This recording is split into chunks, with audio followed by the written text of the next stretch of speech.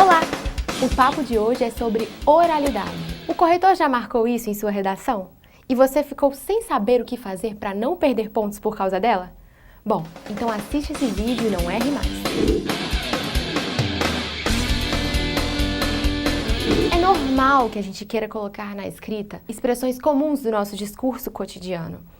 Por exemplo, vai me dizer que você nunca falou que fulano não é flor que se cheire. Nope. Mas, afinal, o que significa não ser flor que se cheire? Significa que a pessoa não é confiável, não é honesta, sabe? Essa expressão, porém, é um tanto abstrata, não adequada, portanto, ao tipo textual cobrado no Enem. Há ainda quem, na hora da escrita, pergunta ao leitor se este concorda, colocando, por exemplo, um né no meio do parágrafo. Bom, não pode.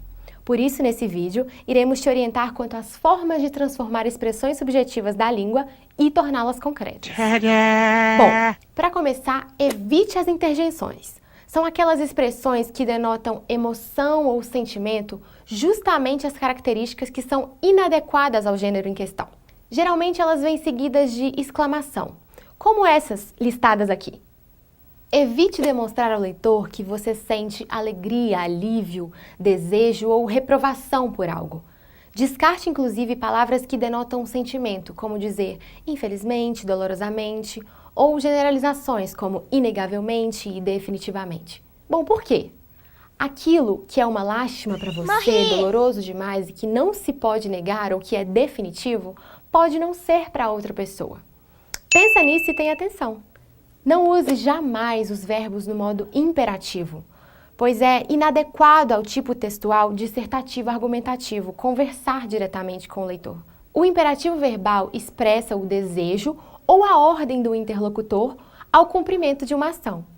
Pode ser também um pedido, um convite ou uma súplica, mas você não deve fazer nada disso na redação. O seu papel é convencer o leitor com seus argumentos e não exprimindo o comando de uma ação. Dessa forma, observe a conjugação verbal na hora de escrever e não dialogue com o leitor diretamente. Ao conversar com amigos, geralmente usamos algumas expressões abstratas para representar um pensamento e, consequentemente, acabamos reproduzindo isso na escrita.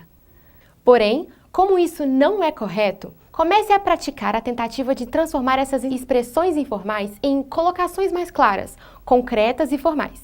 Veja um exemplo. O candidato não cumpriu o que foi prometido durante as campanhas, o que pegou mal para sua imagem entre os eleitores.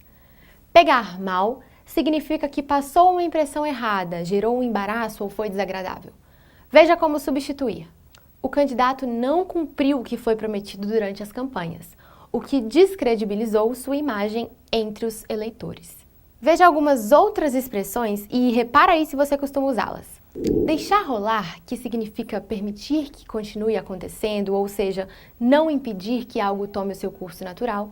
Pegar no pé, que significa importunar, ser insistente. Ter um ganha-pão, que é a famosa renda fixa, a forma de sustento.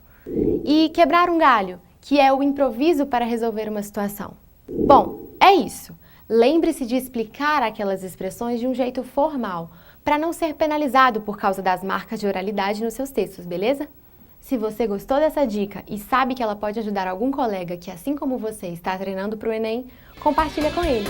E segue a gente também nas redes sociais para ficar sempre por dentro das novidades, tá? Bons estudos e até a próxima!